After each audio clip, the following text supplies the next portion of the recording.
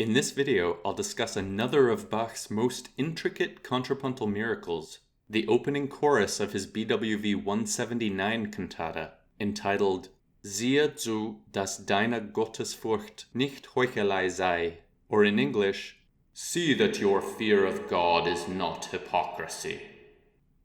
Unlike the other four Bach cantata choruses I've analyzed on this channel, this one was composed in the old motet style without an orchestra, allowing us to focus completely on the remarkable counterpoint without the visual clutter of instrumental doublings.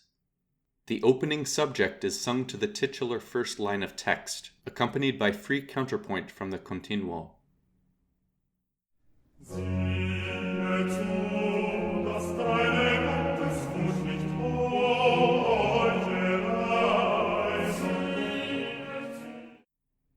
The tenors now enter with the fugal answer, but astonishingly, it's actually the strict inversion or upside-down mirror image of the subject we just heard. So, the original subject first moves upward, but its inverted answer first moves downward, etc. The inverted answer occurs with this purple countersubject, sung to the second line of text, translated as, "And do not serve God with a false heart." Notice that the music has been relatively diatonic so far, but now Bach musically calls attention to the German word falschem, meaning false, by setting it to a descending chromatic scale.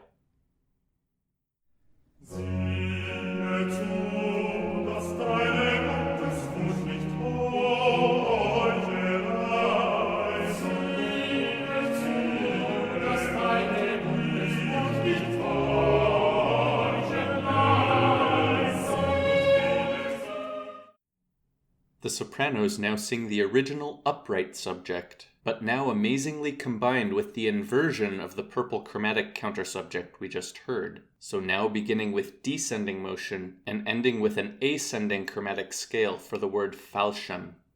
To make things even more complex, we also now hear this second orange countersubject that only ever repeats in this form one more time at the bottom of this same page, but that recurs much more often in this form with a final descending scale, or in other forms that still retain this initial four-note motif.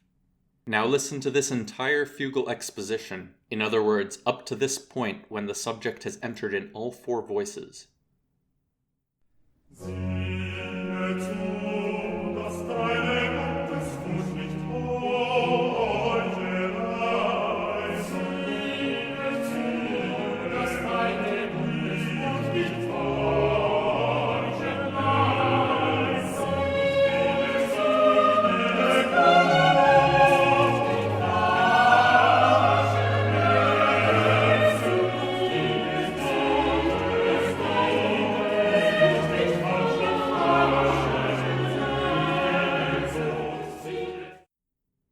For a Bach fugal exposition, this one is extremely strange, and in many ways reminds me of the unorthodox and much shorter exposition from his C-sharp major fugue from Book 2 of the Well-Tempered Clavier that I discussed a few years ago in this video.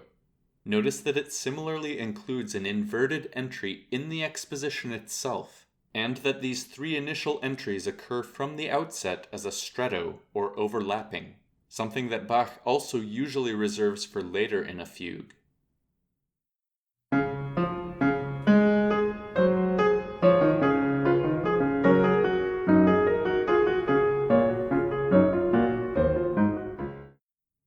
Returning to BWV 179, this unconventional inversion exposition may have been Bach's way of musically portraying the idea of hypocrisy, or two-facedness, with both green and purple subjects being presented with their mirror images. Also notice the unusual tonality of this fugal exposition.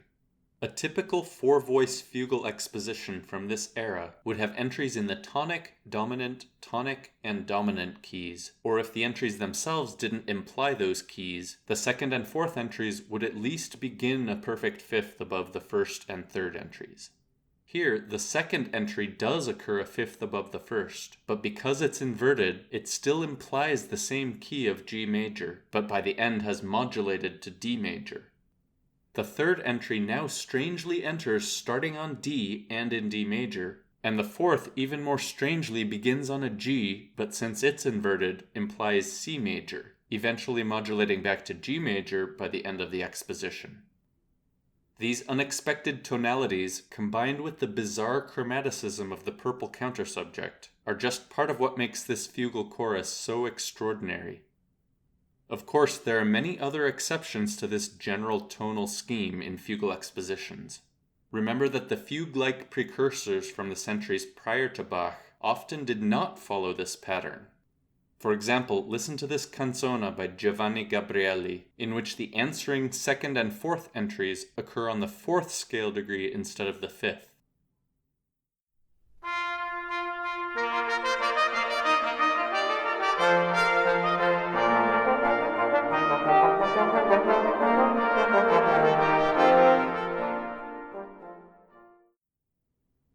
I can't mention this short canzona without also playing its conclusion that recapitulates what we just heard, followed by this spectacular mini coda.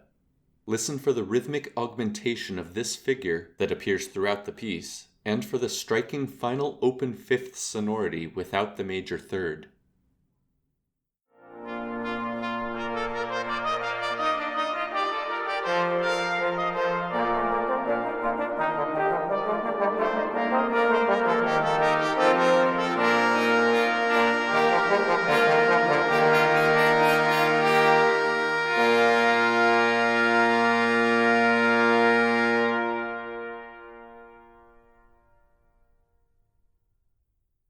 Ending a composition with open fifths like this was common in Gabrieli's era, but I've always enjoyed when later composers do this to evoke earlier times.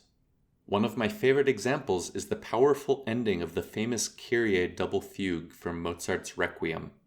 Notice after this dramatic diminished chord, the forceful adagio ending, with the final open fifth sonority that I think somehow sounds even more formidable than a minor chord would.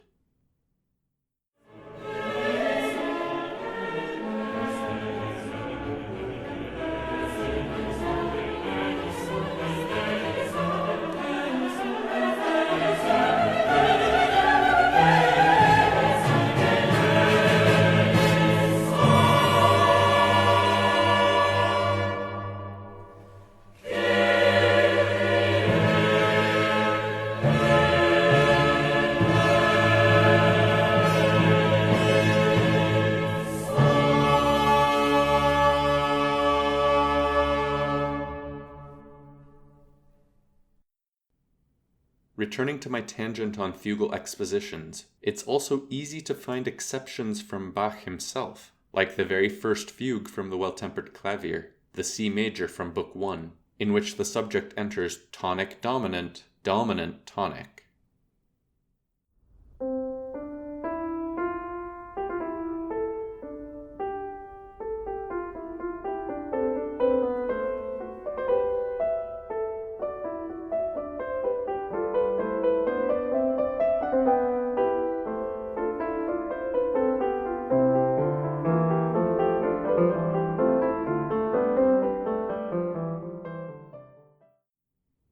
Then, of course, we have the 36 fugues of Anton Reicha, published in 1803, the same year as Beethoven's Herreweghe Symphony, that frequently don't even remotely follow this pattern.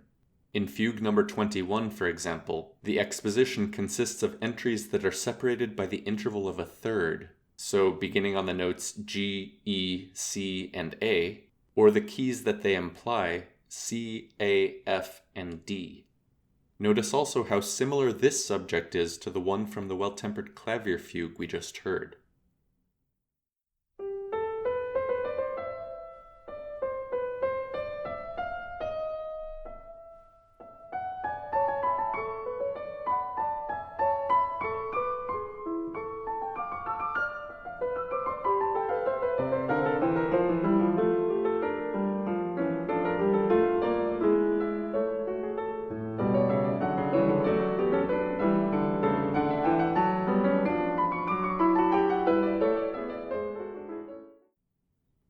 Finally back to BWV 179, Notice throughout the remainder of this chorus that the so-called free counterpoint I'm not highlighting frequently quotes this fragment from the original green subject. Just another layer of complexity we have to wrap our minds around.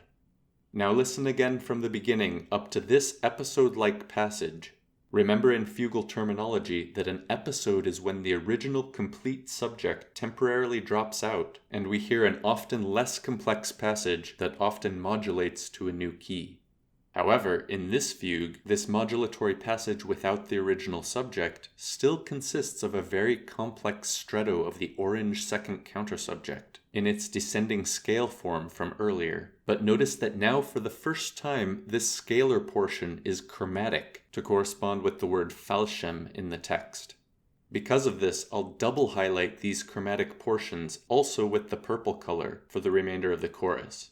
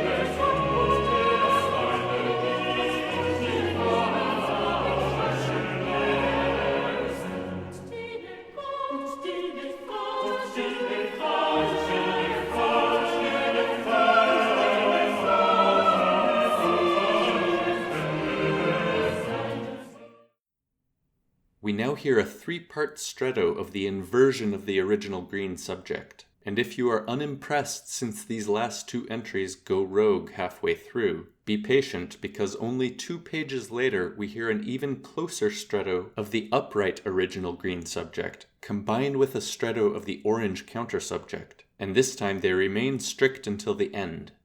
Now listen up to this point.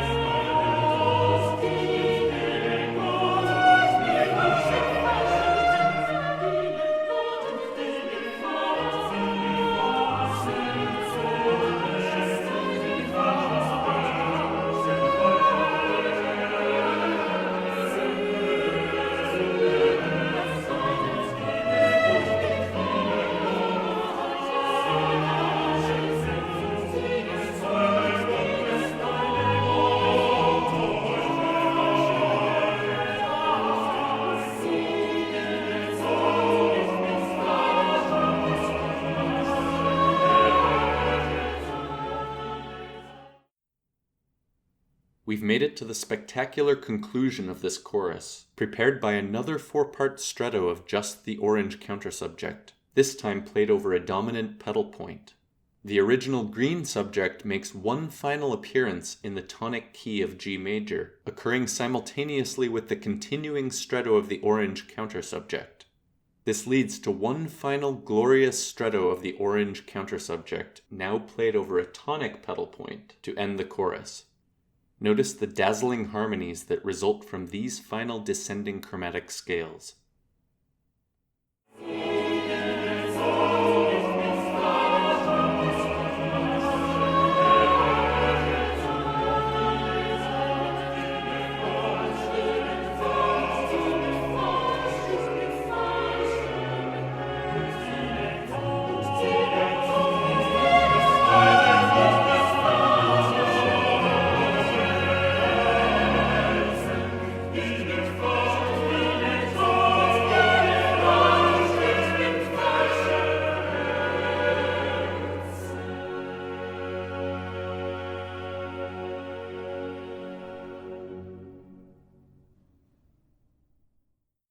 I'll now end the video by playing the whole chorus again without interruptions, but one last observation.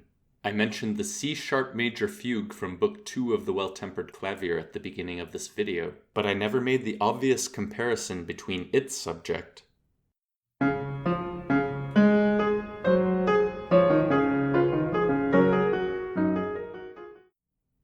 and the orange second countersubject from this chorus.